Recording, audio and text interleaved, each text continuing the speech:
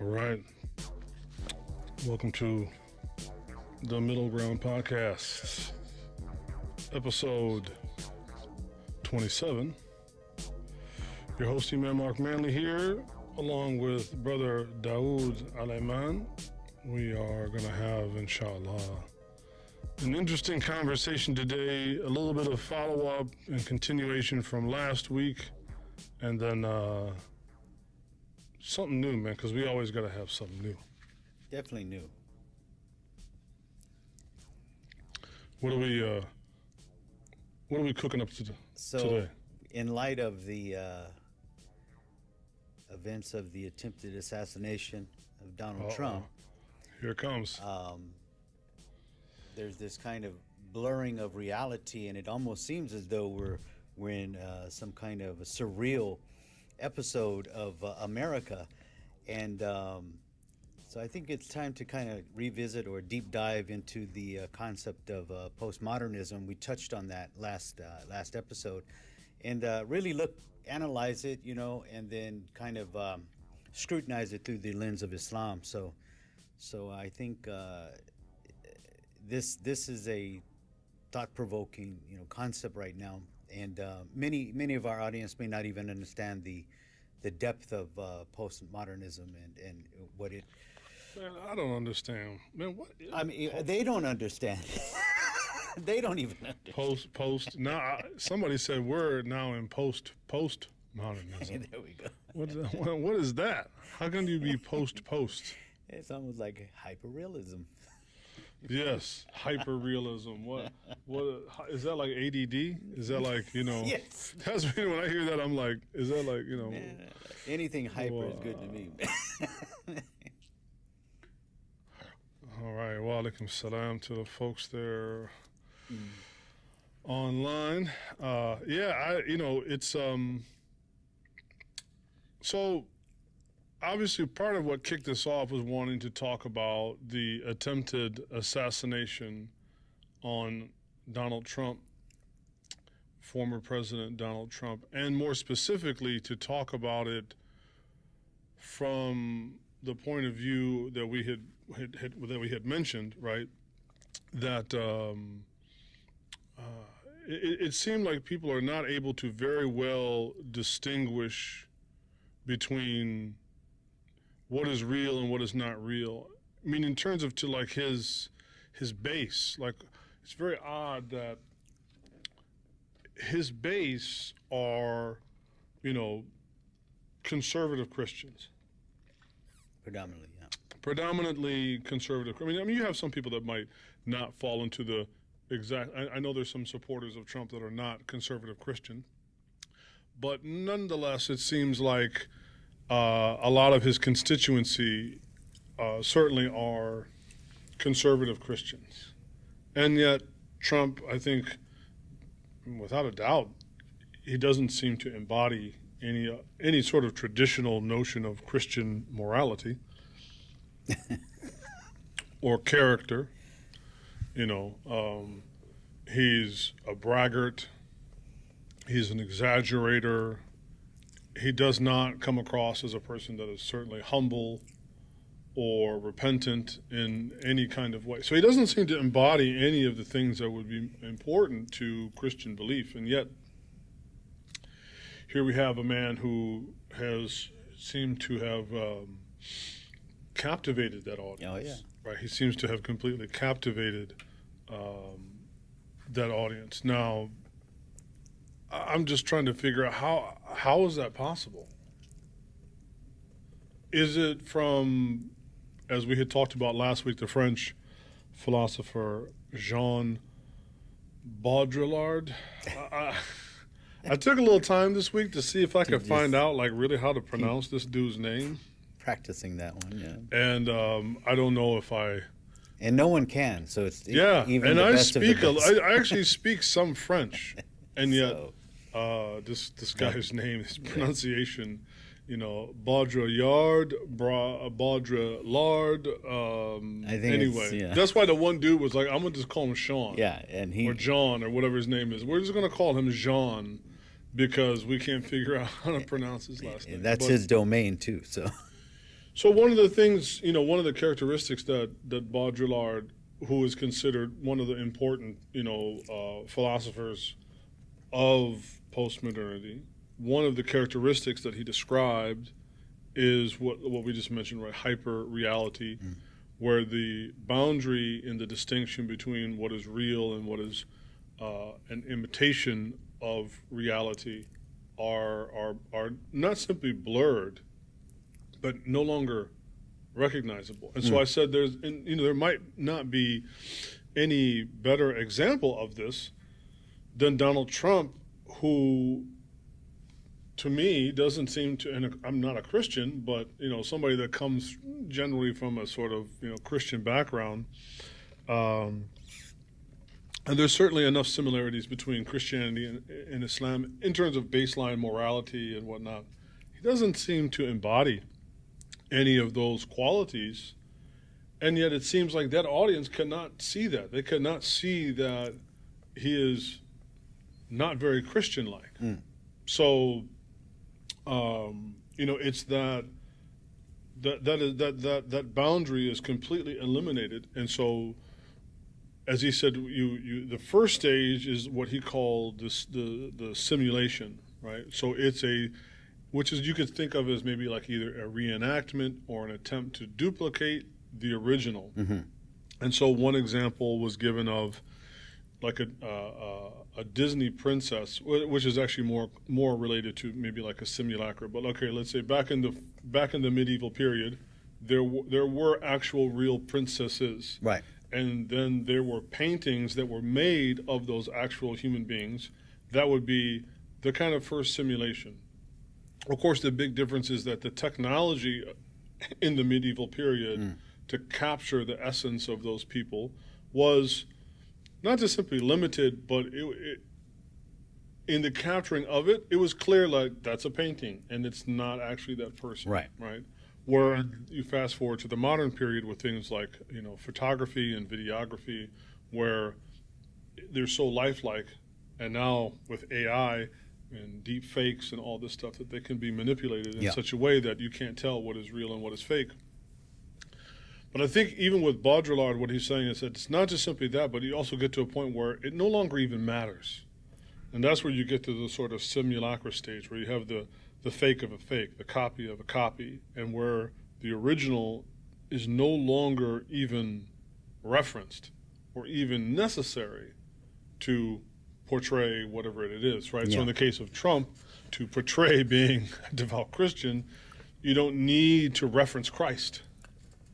Right. You don't need to reference Sayyidina Isa. You don't need to reference Christ in order to have a conversation about being Christian or Christ-like. And so I just found it's a really bizarre thing that this community has gone for the head fake so far that they just they're completely lost and completely enamored with him. Such that when the assassination attempt happened, and this has been, making the rounds all over, is that it certainly gave off the feeling of something that was staged. And of course, there's different ways you can interpret staged. Obviously, an individual died in that, and so it wasn't fake blood. No. At least the man who died, his blood seemed to be real. Sure. Now, whether it was fake blood, somebody said, when Trump had the blood coming from his ear, it looked like the old WWF matches where somebody would get punched and then they would break the blood capsule and smear it on them, right? And so whether it's staged as in like nobody died, well, somebody died. Yeah. So, but as you pointed out, a thing can be staged. It can be a psyop in which people still actually die, right? But it is also, I think, ironic that the liberal community was so outraged at Alex Jones when he was claiming, rightfully so, right, that the Sandy Hook thing was fake. I think there's a difference between saying that, okay, this is a psyop, and then saying, oh, those people didn't die and that their children didn't die and they were actors. Like, that's an incredible absurdity. Right. But then we saw that opposite reaction amongst some people on the left saying that, oh, this is all sort of fake. Well, Right. I don't know. How did you? Well, as we had mentioned too. Well, let me just get back to one of the ideas of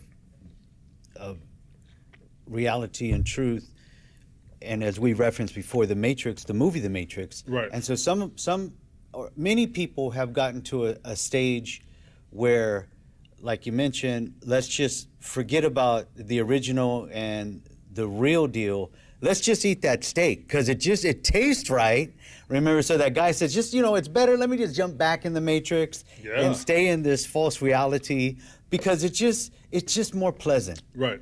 And I can handle it, even though I know it's fake. It's just better. Right. As opposed to my other Because I can't reality. deal with actual reality. So, we have to question ourselves as a people, as an individual. Are we willing just to, take the head fake and go with it and say, Right. you know what? And there has been this idea where, it will crush the soul, will crush a people to the point where they will just say, give us whatever you got, man. Because what we're going through right now is so terrible. Just, is that what you're going to offer? I mean, this we'll does take seem it. to be something that I think a lot of people that are, let's say, left-leaning, because, maybe try to always avoid this, binary of, liberal and conservative. But let's just say people that incline more towards the left that are sometimes bewildered of the appeal of a Trump. But if you are an individual that maybe feels, and again, we're not saying that this is true or false, but again, your perception is that you have been ignored, mocked, ridiculed, debased, and that's your perception of yourself. Perhaps a mix of real and not real, but nonetheless, that's how you feel. Then to have an individual like Trump that will collect all of that and galvanize it into a movement that allows you to finally have a mouthpiece. Right. Because you feel that you have never been able to voice, not just simply voice your opinions, but been able to have them legitimized or have a sense of, who I am and what I feel now has a sense of legitimacy. Well, it's not hard to imagine, right? Again, just for me, the funny part is it's being done by a person that doesn't really seem apparently to, Well, and I think that's part of the appeal is that they feel, well, this is just a down-to-earth dude. He's like us, or whatever. He's a billionaire. He's not really like us, but exactly. You know what? He just says what he wants to say and does what he wants to do. Wealth and influence, and that he's not like you. No, he's not. He's not like you at all. But I think this goes back to this, inability to distinguish between. There you go. So, and the phenomena hasn't ended there. So Right. we have many different demographics of social strata of people come. Hey, you know what? What we have right now, forget this. So we got, from Latinos to blacks to, so we got everybody kind of jumping on the bandwagon because, like I said, we're being crushed at so many levels where, it's so pervasive that people are like, you know what? The economy's crashing. We got this immigrant invasion, if you will, the immigrant threat, right.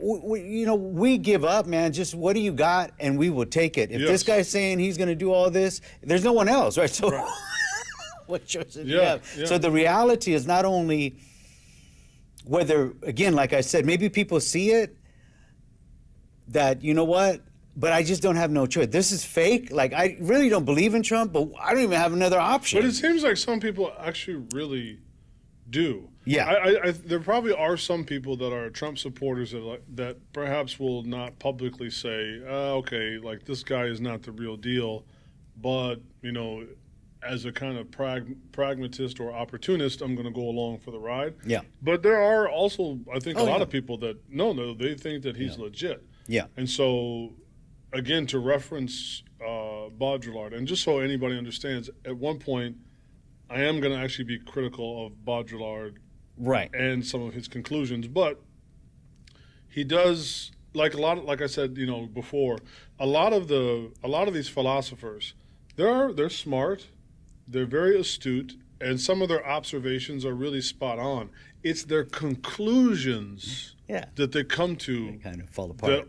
that I cannot agree with. So I'm not trying to give any hyper credence to hyper credence I'm not trying to give any hyper credence to French philosophers or whatnot, but nonetheless, like, some of their observations are actually quite astute. Yeah. And so he said one of the characteristics of a hyper realized individual, meaning a person that has been subjugated by hyper reality, right, that inability to distinguish between an original and a copy, right, is that they blindly accept the simulation or the simulacra as fact.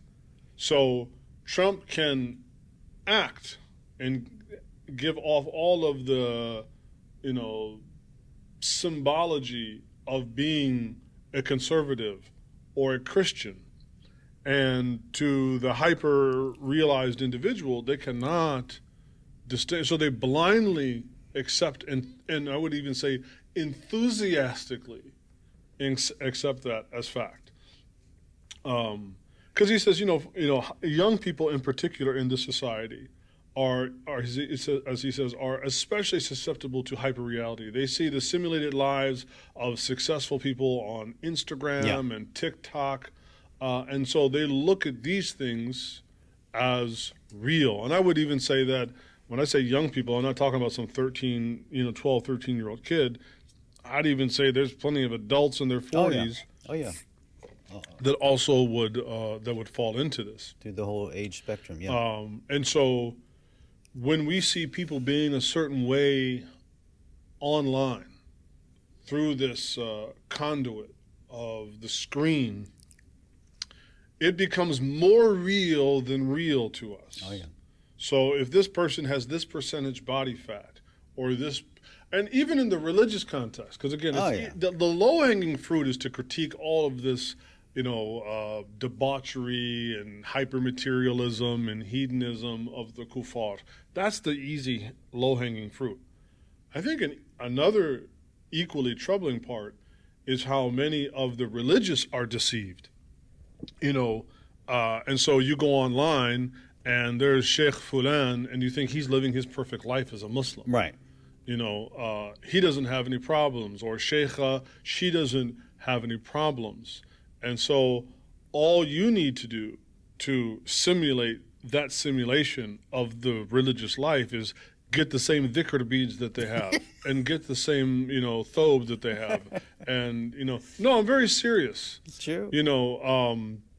This is why I think that the dhikr beads, obviously, there has never been an ijma' or consensus about the impermissibility of dhikr beads, right? So I don't want anybody to think I'm going off on dhikr beads like from sort of like a hyper Salafi point of view. And that's not what I'm saying. But undoubtedly, there is a troubling aspect that has developed and could only develop in the hyper modern context, right, in which image is king, right? So images convey hyper reality that are in many ways more real than real. So spirituality cannot be achieved.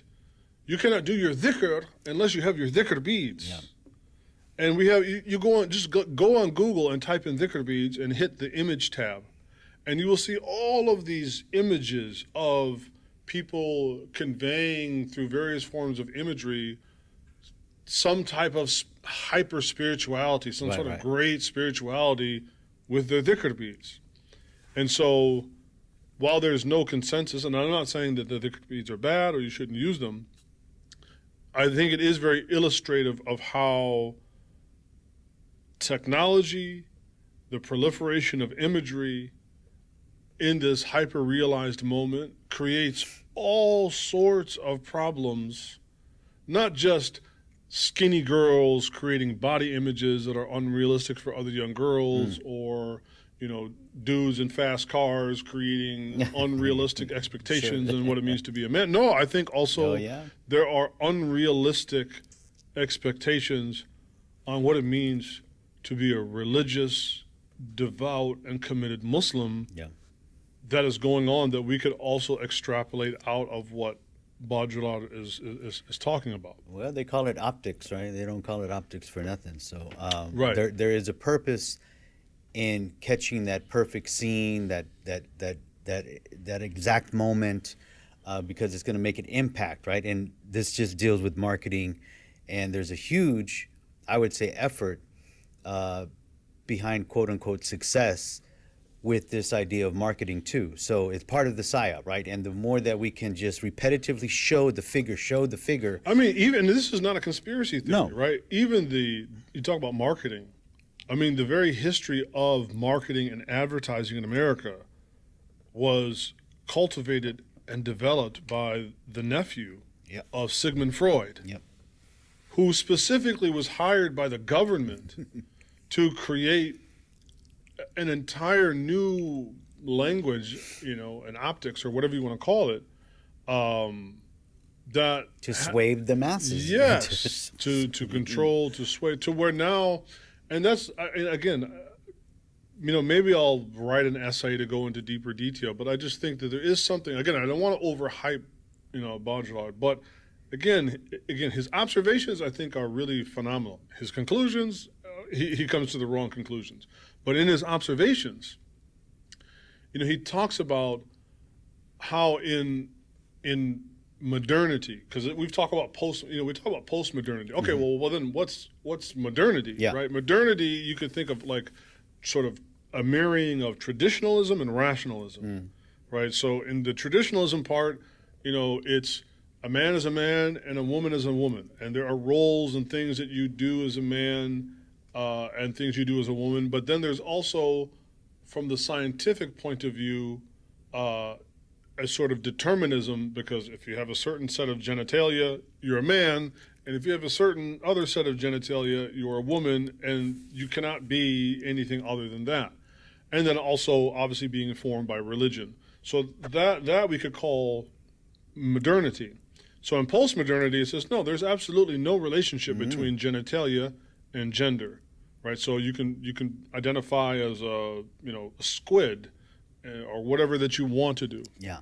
So it breaks down those things, and so that is exactly what the marketing and what was the guy's name? Freud's nephew. It's escaping me now. Maybe we can Google it really quick, but I forget his name. But anyway, the idea was that we're going to now change how people conceive of themselves through the power of imagery. So that's why smoking became this symbol of women's independence in like the 40s and the 50s, where before it was very, at least in white, Western, waspy kind of culture, it was very taboo for a woman to smoke. But the way that you could express your independence as a woman and your emancipation from patriarchy and so on, right, that you could smoke. And so he created all of this ad campaign showing how it was sexy to smoke. Edward Bernays, right? Yeah. And so creating that, and then likewise with the image of the Marlboro Man, right? Yeah. That it's you're a real independent man, which putting those images of what, like this kind of rugged looking guy, a cowboy looking guy, out in nature, independent, self-reliant. But then the people that were susceptible to those ad campaigns all died of cancer, So, and so it comes in and the hyper reality, right, where the simulation is more real than real, or in many ways the simulacra, like the imitation of the simulation, is even more real than real because it no longer references the original. It's more real than real. Right. Just comes in and it absolutely devastates and dismantles human well-being. So while we're right there with the hyperreality and connected to the postmodernism, how would the Quran or Islam address this illusionary presentation that it gives us?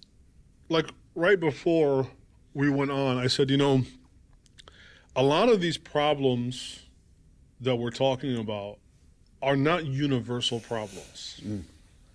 they're given, which in itself can be its own form of like simulation, of simulacra and simulation. So particular challenges that waylaid Western secular post-Christianity culture are particular to that thread of history and are not necessarily universal. Okay, now what do I mean by all that? Trying to answer your question. Is that in the English language, and language is incredibly important to all of this discussion, right? In the English language, if you just take the word for God, God, if you take the word for truth and then the word for reality, these three words, reality, truth, and God, in the English language, and therefore by extension, all theology in the Western world, there's no inherent relation between these three words linguistically in terms of like etymology or whatnot. There's no relation between them. In Islam, with our ecclesiastic language being the Arabic language, the Quran was revealed in the Arabic language, and so it is integral to the understanding of Islam, both from the kulliyat and the juz'iyat point of view, from the big worldview and from the small worldview. So in Islam, truth is haqq. God, one of God's names is al-haqq, right? And reality is what? Haqiqah. So there is no division between these. If you can create a division between the three of these, then it's a lot easier. As a matter of fact, you could even say perhaps inevitable that you will create a hyper reality. Where in Islam and the history of the Muslims, by and large, they did not have these issues. They had their other challenges. They had their other challenges. But by and large, these were not massive challenges for the Muslim world. And so I think, we have to also be a little cautious because we live in the West, or you and I mean, we're born Westerners, and we may live out our lives as Muslims in the West. And so we may think or be drugged. It's like getting drugged into a fight that you have nothing to do with. Now, all of a sudden, you're brawling. I don't even know why. I don't know why this guy's punching me in the face, and I don't know why I'm punching him in the face. Like, I don't have anything to do with this, right? But I mean, and so I think that Muslims, and I see this particularly online, and I don't know why, but I see it a lot on Twitter. Twitter is its own sort of behavioral, psychological microverse. You'll learn a lot. Like, there's there. a very different type of client on Twitter than there is on other types of social media. And I'm not saying that that is indicative of the whole, but it is indicative of something, right? Is I find Muslims getting drawn into all kinds of squabbles, philosophical squabbles and other things, that it's like, look, this is that person's problem. This is not a problem for us.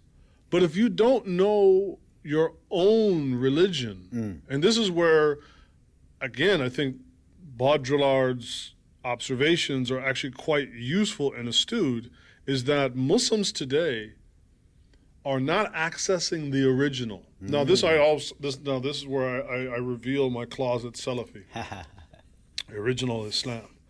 That's not what I'm talking about. What I'm saying is that Muslims today, by and large, only know religion with what, like Dr. Jackson calls the corporate structure of religion. Right, what Dr. Sherman Jackson kind of calls the corporate structure of religion. Muslims in the West only know religion with a capital R, as it has been predominantly expressed by Christians, including post-Christians. Right. By believers and people that have left Christianity as a whole. We can call all of that Christianity, post-Christianity. Muslims largely only know religion through that. And so they are only able to make vain attempts to invoke Islam, not by invoking the Quran and the language of the Quran and invoking the Sunnah and the language of the Sunnah and the sources and the intellectual history of Islam and the ulama and the righteous and so on, but through a almost not only a crude but an unwitting facsimile of religion now with a lowercase r. It's like putting a veneer of Islam over this concept and idea of religion, even though it has nothing to do with what Allah Ta'ala revealed in His book or what the Prophet ﷺ demonstrated. And so I think that there definitely does need to be a movement. And this is where, again, maybe in observation I agree, but in conclusion I would disagree with the Salafis. The idea that we need a movement to return back to an unadulterated version of Islam, this I agree upon. It's just what type of adulteration. I think we need to return to an unadulterated version of Islam, unadulterated by the post-Christian world. Okay, so that the culture. I mean, culture is. I mean, there's no escaping culture. You know. Well, he mentioned. I mean, the postmodernist culture plays a big role in this. Well, for the modernists and for the postmodernists, Right. culture plays an important role. And in fact, Allah Ta'ala has said that He وَجَعَلْنَاكُمْ, we have made you into what? Into nations and tribes. قَبَائِل and shu'ub. We have made you into cultures. Right? There's no escaping culture. The real question is, do we base our understanding of al-haq, right, in terms of Allah Ta'ala, al-haq, the truths that are espoused in His revelation, and haqiqah, what things are really, what is real and what is not real, al-haq wal-batil, right? Do we base that upon those, or do we base them upon our culture? Yeah. I mean, a perfect example of this is actually the current situation in Palestine, right? The current situation going on in Palestine and the genocide by the Israeli government against Palestinians. Now, there are certain pro-Palestinian groups that very much do not want this to be about Islam. And they encourage Muslims to take a very secular platform. Don't make this about religion. But for us, the primary reason why we care about Al-Quds and about Palestine are directly due to religious reasons. Now, we would never say that, well, that's the only reason. Sure, you can care about things on a level of Bashariya, Insaniya, like, general humanity. But I would say the top level reasons are directly informed by religion, directly informed by Islam. But there are not Zionist groups, pro-Palestinians groups that have been trained in the post-Christian secular, academy that want Muslims to only take a hyper secularized approach to caring about it, and that's a real problem. Yeah. So I think that there definitely needs to be some type of movement to sway and push Muslims back into relearning their religion without having to always stand in front of a mirror that doesn't reflect, Islam back to them. It's interesting. There was I think it was Elijah. It was either Elijah Muhammad or Farrakhan, which I don't put a lot of stock in the Nation of Islam, as it is neither a nation nor is it Islam. But he did say something, and again, I'm paraphrasing, and I don't have the exact quote, but this has been related to me. So this is kind of like a mursal. It's like kind of like the narrator is missing. Yeah. But he said that one of the objections that he had to integration was not because white people are devils, but there is a concept in white America of what constitutes a black person. And that image is not indigenous to the black mind. That is concocted in the white mind and then projected upon black bodies. And he said, I am not comfortable integrating into a situation where I am not the author of myself, but rather I'm going to be authoring myself based off of a simulation or a simulacra, right, of what somebody else, where I'm no longer accessing the original, I'm accessing a copy or copy of copies. Yeah, exactly. And I think that is a very similar, that's actually one of my probably same reasons why I would not recommend people, Muslims, to send their kids to public school if possible. Because if for nothing else, they're going to formulate a concept of themselves in a way that they are not the authors of who they are creating, of who they are and ought to be. Yeah. Right. So, you know, just in the way that we hear Islam talked about in the broader culture, that there's the moderate Muslim, right, and the fundamentalist Muslim. Well, number one, even that very term fundamental, that is a Christian term.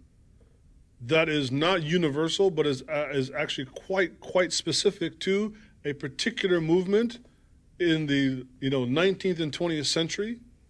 That is to Christianity, has nothing to do with Muslims. Right. But that has now been extrapolated out as a universal characteristic or a universal critique of religion. Take your religion a little bit too seriously, now you're a fundamentalist. What kind of Muslim? What's the Muslim that we like? The moderate Muslim. The one that doesn't grow a beard. The one that doesn't wear hijab. The one that doesn't pray 5 times a day. The one that shuts up and is compliant and doesn't critique and doesn't do al-amr bil-ma'ruf wa nahy anil munkar. Right? That doesn't do those things.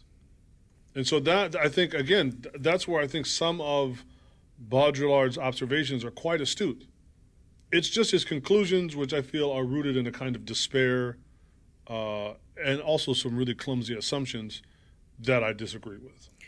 Well, we talked about the idea of media as well playing their part and role in huge furthering this hyper realism, and then really cultivating culture, how they want it to be interpreted. So again, we keep stuck in the matrix and replicating the untruth and never getting to the truth.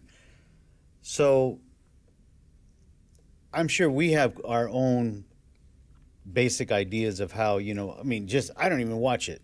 It's just really not part of my reality to watch too much TV and the redundance of things like that, and especially commercials and news. However, how does Islam, how can we be informed through Islam like, hey, this isn't real? Because it seems real, man. Like, and I'm really confused, right? So many people can be, I'm really confused about what I see. Or I want to be like that, as we said. So yes. Well, I mean, if you think about the statement of the Prophet ﷺ, where he said, "What ar-rajul ala dini khalilihi," right? A person is on the way, the religion, the beliefs of their khalil, of their confidant, of the person they're most close and intimate to. So if we are so atomized and siloed, right, we're so fractured, Muslims don't associate with other Muslims. We only might occasionally come together on Friday, and even then, we come as individuals. We might pray as a group, but then we leave as individuals.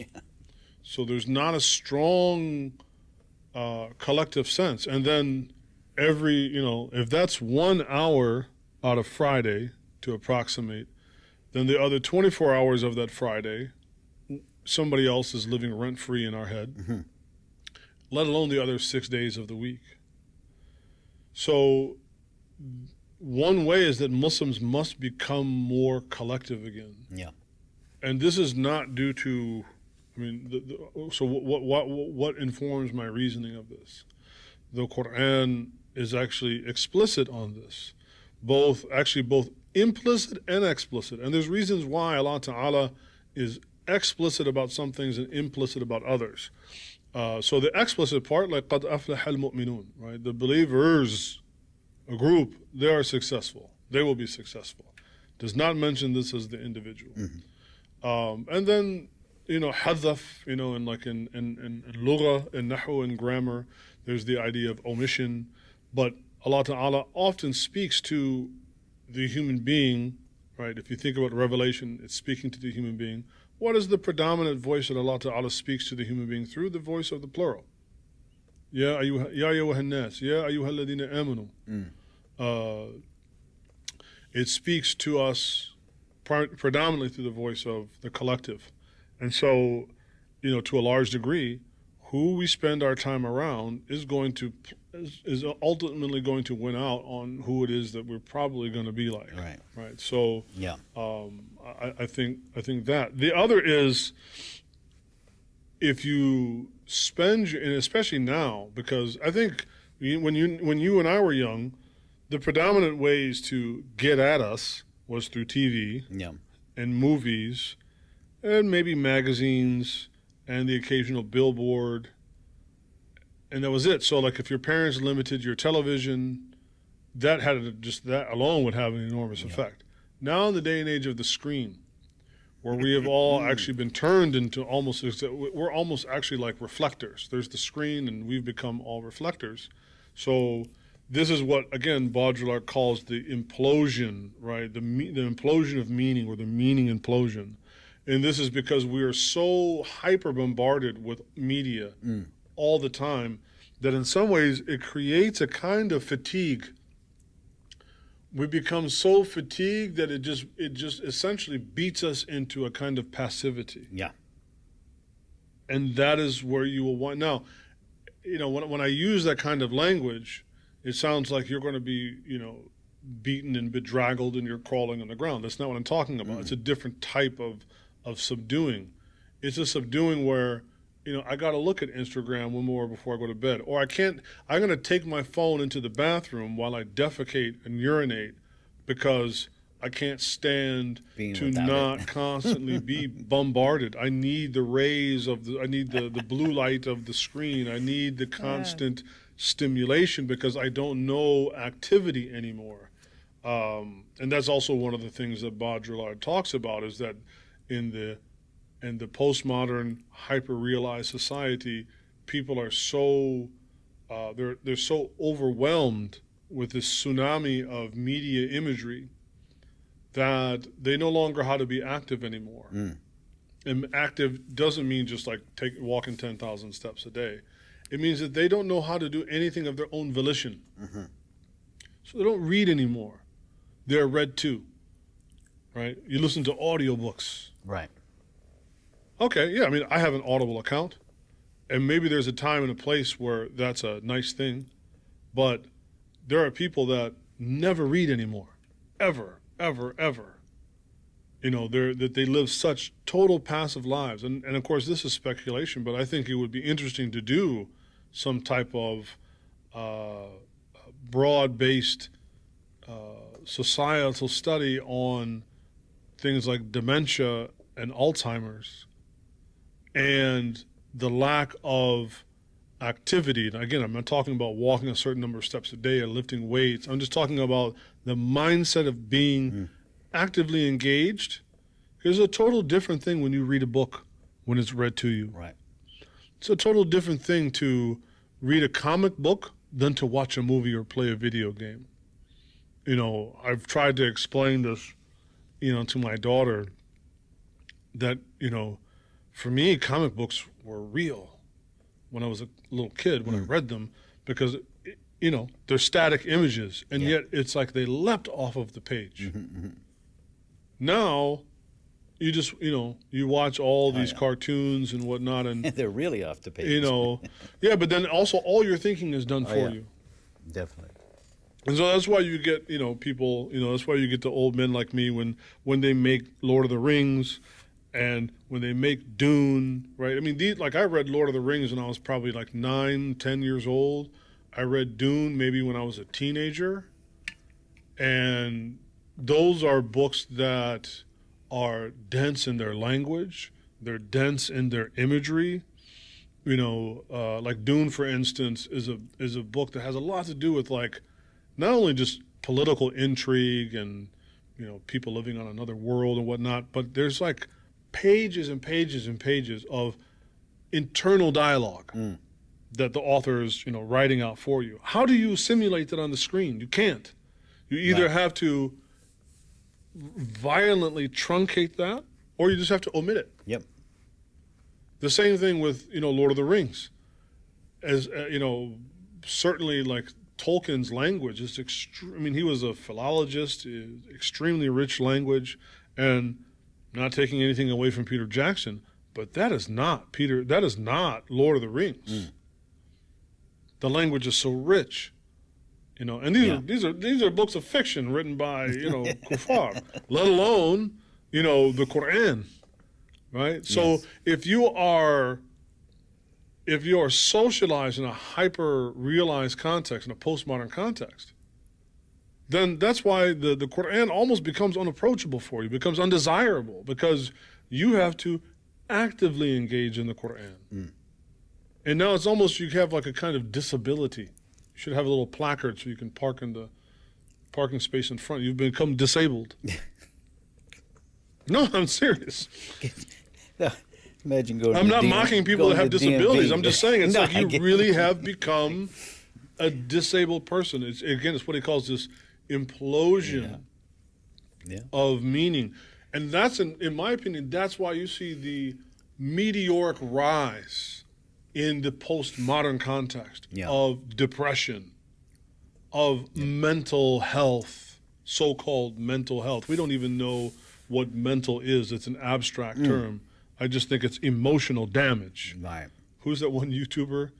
Emotional damage. My daughter watches all the time.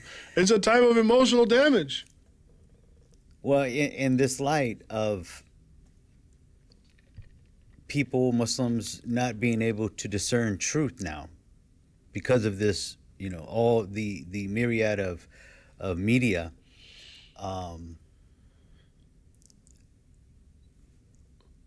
does Islam, the Quran, offer individuals some concrete method or understanding of how to discern truth from falsehood, especially in this media-saturated world? In many ways, this is an easy answer. The blatant, simple answer is yes, of course it does. Because Allah Ta'ala says what? ذَلِكَ الْحَقُّ مِنْ رَبِّكَ.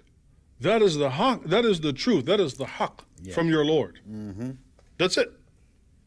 Islam is a book, or Islam is a religion of which the Quran, right, being the encapsulating what that is about, does not go to excessive lengths to convince you of the truth. It has a few things there. Is he the creator, or are they creators? Who created the heavens and the earth? And then a lot of times, even when that question is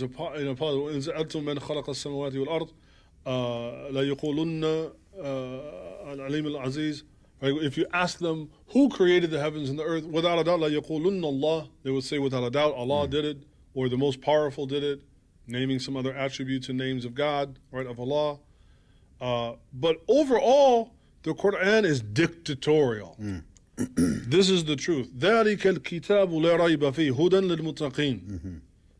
So in many ways, it makes a like what we almost would call like a shart mahdhuf. It makes an omitted condition. This is the book, and it is a book of guidance. There's no doubt about it, and it is guidance for the people of taqwa. It's a guidance for the God-fearing people. It's a condition. Who's going to perceive it and see it and take it as guidance? The people of taqwa, right? The God-fearing people. Now the only question is, who are you? This is the unspoken dialectic of the Quran. Who are you? Allah is saying who He is. You can take it or leave it, but there's no debate. Allah is not going to debate you on that level. It will pose a few questions. Who do you think built the heavens and the earth and the sky, and do you see any, like? But overall, it's dictatorial. So for the Muslim, the issue, again, and this only proves the problem of taking your Islam from copies of copies. And again, not copies of, you have these, Muslims today, well, the ulama, you treat them like gods or like prophets. No, I'm not talking about this. You are taking your Islam from a facsimile from the kuffar. Again, predominantly of how religion has been portrayed and understood in the post-Christendom era. I mean, I've probably told this anecdote before, but I remember when I was at University of Pennsylvania working as a Muslim chaplain, and I had gone on a coffee break, and I was reading something, and this guy looks over and he's like, it was a book in Arabic, and he's like, oh, what are you reading there? And I was like, oh, I'm reading a book on, Islamic theology. He's like, oh, I don't believe any of that, the man upstairs stuff. I said, I don't either. I don't believe that there's a man. If there's a man upstairs, it's because I live downstairs. But there's no man upstairs if you believe. I said, I don't believe God is a man, and I don't believe he's upstairs. And he kind of just had this, oh. And so I've seen where a lot of people, they will reject Islam, not because of the truth claims of Islam. They don't even engage the truth claims of Islam. Yeah. They reject Islam based upon the interpretation of Islam by, it's like, well, because Christianity was false. Oh, Christianity is nonsense. They believe God is up in the clouds. There's a man up in the clouds. He looks like a white bodybuilder, some old white bodybuilder up in the clouds, and Jesus is portrayed. I don't believe that's silly. Okay, that is silly, but that's never what Islam said it is. And in the same vein, many Muslim women will not want to wear hijab. Because why? The gaze of the kuffar. They cannot withstand the gaze of Chuck. Not because they've really wrestled with the truth claims of Islam, but because they've wrestled and lost with an artificial interpretation of the truth claims of Islam that itself is not even addressing the original, but is just simply it's like a simulacra. Yeah. It's a simulation of a simulation that has never even addressed the original. Most of these kuffar that are writing about Islam, they can't read alif ba ta. Right. And yet they're making these broad claims only infused with the fake power of white supremacy and Western domination. That's it. That's the only reason. Right. So, well, one verse comes to mind. You'll know it better. In paraphrasing, Allah addresses us or commands the believers to, when you hear news from the kafir, verify it. Yes. Or from a non-believer, right. verify it, which is pretty interesting. But the thing about what you're saying is, who are you then? Because we've internalized. So I might verify some news that I heard here, but I've been indoctrinated internally to, again, I'm still wanting to be part of the matrix and confirm myself as, this masculine guy or this wonderful woman or whatnot, based off of the imagery that I've seen in the simulation there. So I need to also question myself and make sure my news is accurate and verify through the Quran. And I think that's the overriding picture here, is that verification and authentication is based on what Allah subhanahu wa ta'ala and his messenger has deemed true. One thing that one of the verses that when we talk about truth, and Allah says, I believe this is ayah 25, chapter 25, verse 2 and 3. Allah is the one to whom belongs the kingdom of the heavens and the earth, who has never had any offspring, nor does he have a partner in governing the kingdom. He has created everything, ordaining or determining precisely it.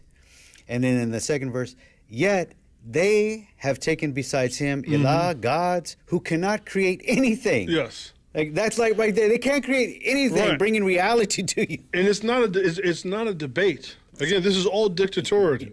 All dictatorial, you know. وَاتَّخَذُوا مِن دُونِهِ آلِهَةً. They have taken other things to deify besides Allah, other than Him, right? وَلَا يَخْلَقُونَ شَيْئًا وَهُمْ يُخْلَقُونَ. They don't create anything, and they themselves are created. But again, it's presented as dictatorial. Whoa. Either you accept this set of truth claims, or you don't. Because it begins with, right, that Allah is what الَّذِي لَهُ مُلْكُ السَّمَوَاتِ وَالْأَرْضِ. Everything already belongs to Allah. And there are verses where Allah Ta'ala says, لَهُ مَا فِي السَّمَوَاتِ وَمَا فِي الْأَرْضِ. To Allah belongs everything in the heavens and the earth. And then there are other verses, وَلَهُ مَنْ فِي السَّمَوَاتِ وَالْأَرْضِ. To Him belongs everyone in the heavens and the earth. Yeah. So He has complete ownership over everything. So whether you believe in Him or don't believe in Him, you still belong to Him. And everything that you think is yours also belongs to Him. So Allah can't lose. Yeah. And so because of that inability to lose anything, the primary, you could say, sigha, the primary voice of the Quran is the dictatorial voice. Yeah. This is what it is. And that's where you could say, this is where Baudrillard and all of these other philosophers, while their observations are very astute and very intelligent, many of them, it's their conclusions where they absolutely just run into the guard wall, right? They just, and they tend to either fall into one of two camps, either into despair or hedonism. Right, so the reaction of not being able to accept these terms, everything belongs to Allah. I have to believe in Him. This life, though it is illusory, it still has consequences to it. Right. Right? And so even though Allah Ta'ala refers to this life as mata', it's just lahu, it's just playthings, and it's a fantasy. وَلَا تَغُرَّنَّكُمُ الْحَيَاةُ الدُّنْيَا. Don't allow this life to deceive you. Or ذَلِكُمْ بِأَنَّكُمْ اتَّخَذْتُمْ آيَةِ اللَّهِ هُزُوًا. That's because, you know, you took the signs of God, you took the verses of God as a joke. And that Allah Ta'ala says what? That you, on that day, you will not leave the fire. Why? Because, you know, وَغَرَّتْكُمُ الْحَيَاةُ الدُّنْيَا, because you let this world deceive you. So though the world is illusory, the consequences of being deceived by the world are very real. Yeah. And so because of their inability to essentially hybridize or to coexist, in the same way Baudrillard critiques the Wachowski brothers when they wrote the script to The Matrix. He said, no. This whole thing of this idea of the Matrix being one place and Zion, the real world, being another place. He said, no, that's not what I wrote, and that's clumsy. The point that you missed is that these simultaneously sit on top of each other. He said that would have been the better, more interesting story and a more truer interpretation of my work. Well, likewise, Monsieur Baudrillard, your inability to synthesize that you could have an illusory world, but the consequences are real. That is what he could not do. And so in the end, he's like, oh, there's no way out. We're all trapped. We can never leave. Which is actually interesting that the Prophet ﷺ said, what? The illusory world. It is what? It's the sijin lil mu'min wa jannah lil kafir. The illusory world is a prison for the believer. Yeah, you can't get out on your own, but you will leave. You will leave, but you can't get out on your own. Right. And it is a paradise for the kafir, of which if you did things right as a believer, you will get out and you go to paradise. But if you did it wrong as a kafir, you will then be put in a far worse prison, as Allah says, فَالْيَوْمَ لَا يُخْرَجُونَ مِنْهَا وَهُمْ لَا يُسْتَعْدَبُونَ. Then they will be put into a fire of which they will never leave, and they will not even be allowed to plead their case. So the issue with, that's why I wanted to say, like towards the end, I don't want anybody to walk away with an overblown estimation, because now, two episodes have talked about this guy, Jean Baudrillard. No, he's a very smart, or he was a very smart dude. He was a very smart man, obviously a very critical thinker, but it just goes to show you, you can have all of the right premises and come to the wrong conclusion. Yeah. You can have wonderful observations. I've said this many times, like Japanese culture. As a culture, the Japanese are incredibly astute. Incredibly astute. That's why people are so enamored with Japanese culture. Like the furniture, the food, the art, the calligraphy, everything about Japanese culture is so dignified and rarefied, and it makes an impression upon you. But they also deified everything in nature. They messed up everything. No. They're mushrikeen. They deified everything in nature. And I say this as somebody that grew up with Japanese, has a profound love and respect for Japanese culture, speaks the language. Some of my oldest friends are Japanese. And I have a profound, and still, I was just reading that book by the Japanese essayist who was talking about Japanese architecture, about shadows and whatnot. And he was talking about, the natural, a traditional Japanese bathroom where you go and you're not disturbed and you just experience, cleansing the body. And I love many things about Japanese culture because their observations are amazing. Yeah. Their premises are amazing. They just come to the wrong conclusion. They deified everything in nature. So they made takthir where we make tawheed, right? They made a multiplicity of divinity, but we say Allahu ahad. Right. Allah is one. God is one. So likewise, like Baudrillard, amazing observations. Yes. And they can be a great tool for us to demonstrate and learn about some of the issues of modernity and post-modernity and the society in which we live. But you have to be careful. This is why I always say the unlearned student should not read philosophy because it's very easy to become enamored with it and misguided by it. Right. That's right. So as postmodernism, challenges traditional authority and norms and encourages maybe this constant questioning and skepticism, it fails short to, let's get to the correct conclusion, where Islam values the preservation of religion, tradition, and respects the authority of religious scholars' texts while allowing the ijtihad or independent reasoning right. within the framework of our Islamic law. And, because we have these mechanisms, I'll call them for now, through the year that bring back reality, so we're not lost in the sauce, so to speak, especially living outside of a Muslim country. We have Ashura coming, and this was a huge reality when Musa, this time, was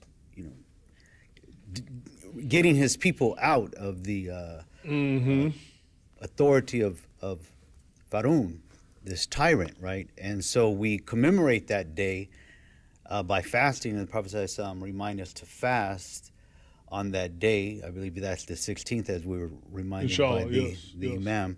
But that was a reality that we should reflect on, that they were delivered after such years of oppression. And severe, Allah says, severe oppression, I let it get put to you. You were put to the test. And then at the Allah end, even takes ownership. وَذَلِكُمْ بَلَاءٌ مِّن رَبِّكُمْ عَظِيمٌ. That was absolutely unbelievable test from your Lord. Ibtila, bala'un from your Lord. Allah said, I did it to you. Yeah. It's from me.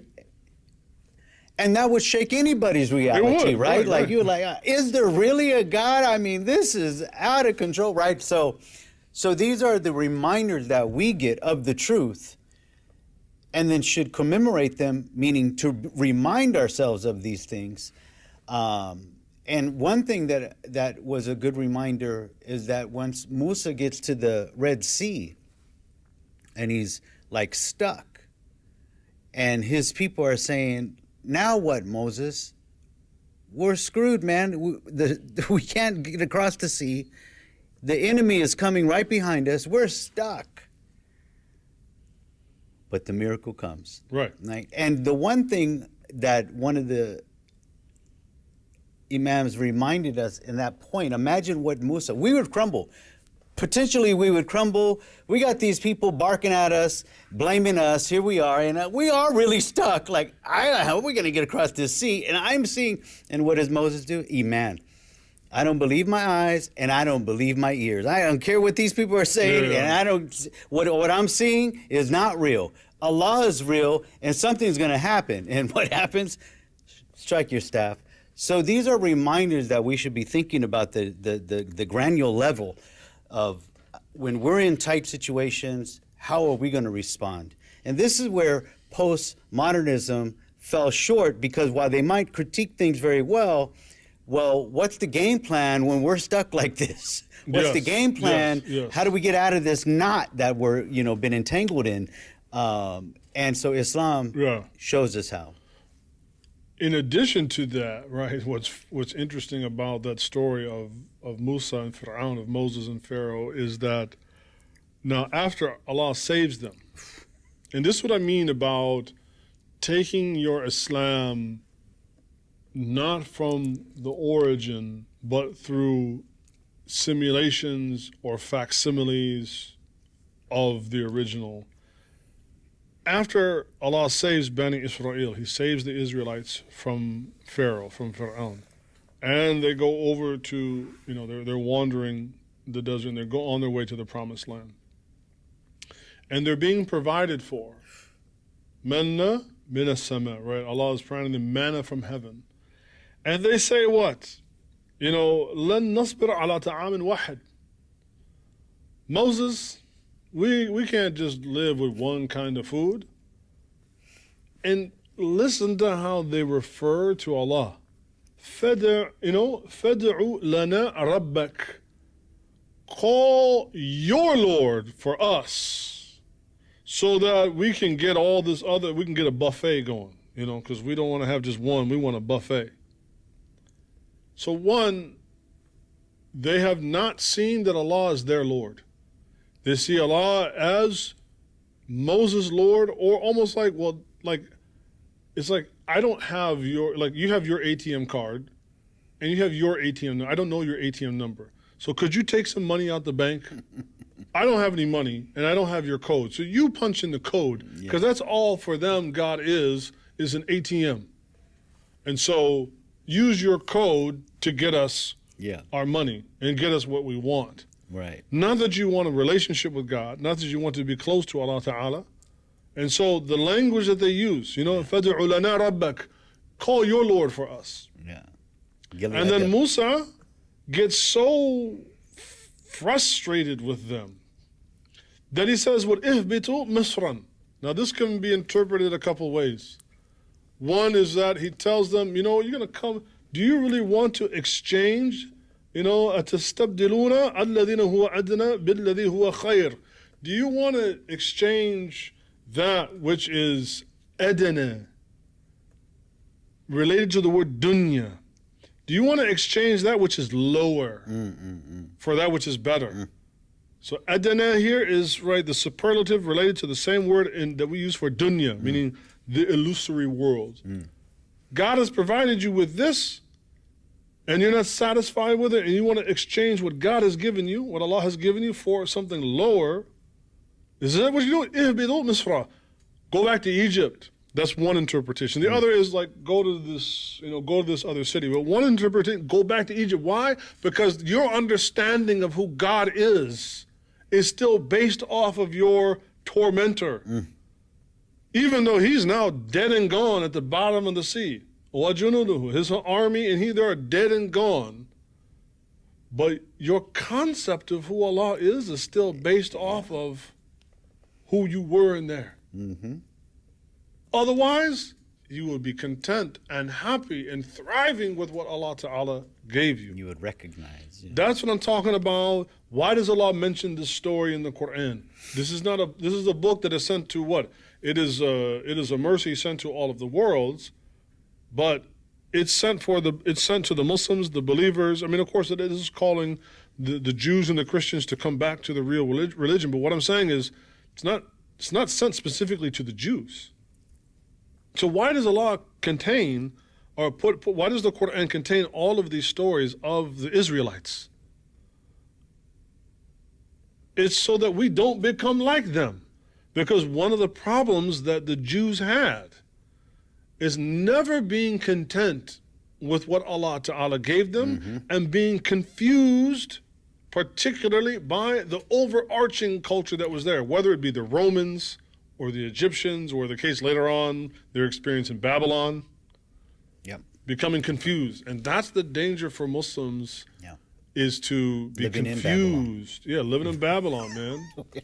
And we get confused. Yeah, and so, Islam has the answers. There's no need to, modernize Islam. There's no modernizing Islam.